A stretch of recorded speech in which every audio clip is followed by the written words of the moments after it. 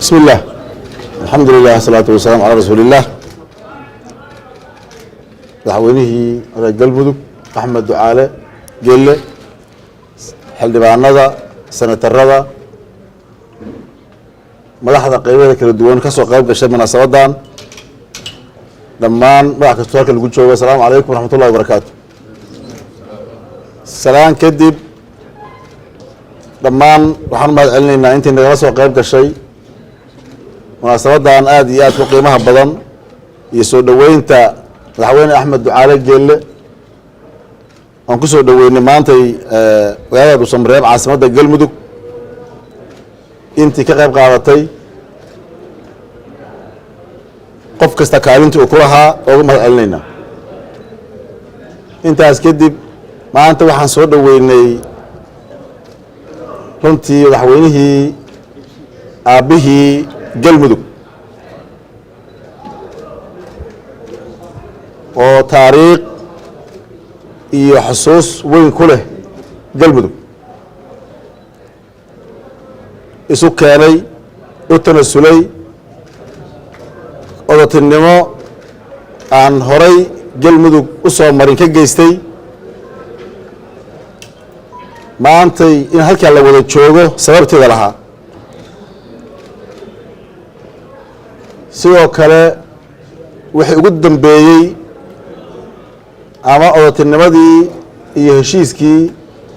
iyo tanasulkii ugu dambeeyey maantay u muujiyey galmudug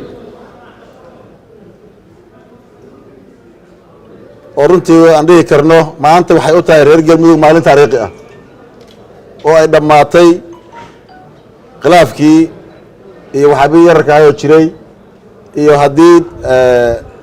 wax laga dhex fiirinaya galmudug dhexdeeda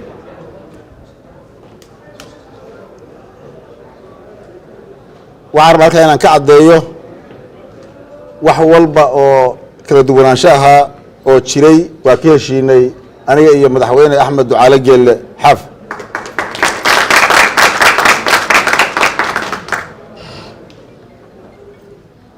khilaaf iyo tabasho galmudug dhexdeeda ku hartana ma jirto waa ilaahay mahaddiis aragtideennii bay ahayd qorshaheennay ahayd inaan walaal kasta meesha uu wax ka tabanayo iyo siduu wax u tabanayo inaan ugu tagno ninkii ugu muhiimsanaa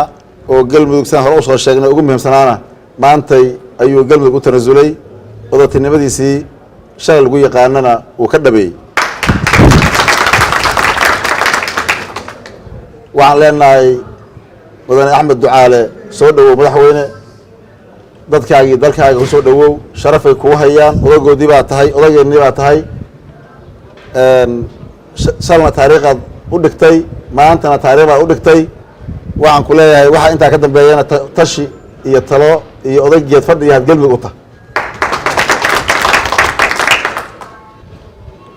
aad iyo aadaan mar labaad inkuu mahad celinayaa waxaan ku soo dhaweynayaa madaxweyne axmed ducaale geelle bismillahi raxmaan iraxiim alxamdu lilahi rabbi alcaalamiin maanta waa maalin aad iyo aad qiimo badan ugu leh galmudug runtii waxaan rabaa inaan reer galmudug sheego iyo dadka soomaaliyeed oo dhan alkhilaafu fitna waalfitnatu ashaddu min alqatl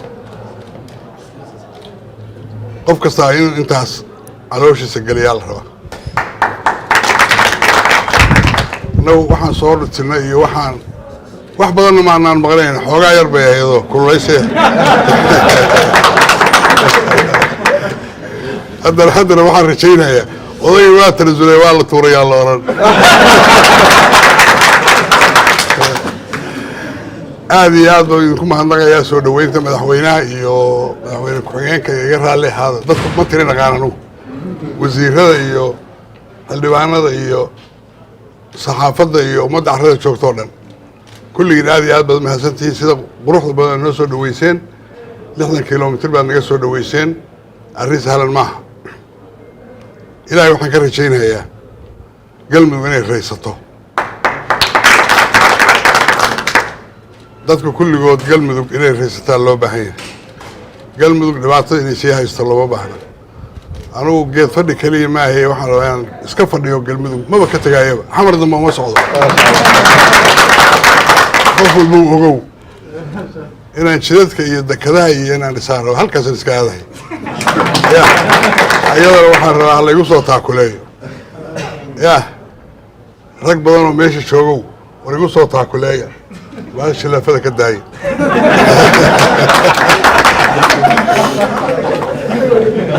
warku waa inoo dambeeyaa habeen dambe iyo mar baan xaflad dhigan doonaa aan maaragtay si fiican u kaftanno aad iyo aad baad u mahadsantihiin galmudug waa mid laba maaha saacaddan laga bilaabo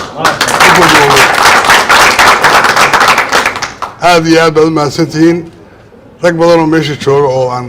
dareen ka qabaa waa jiraan iga raalli ahaada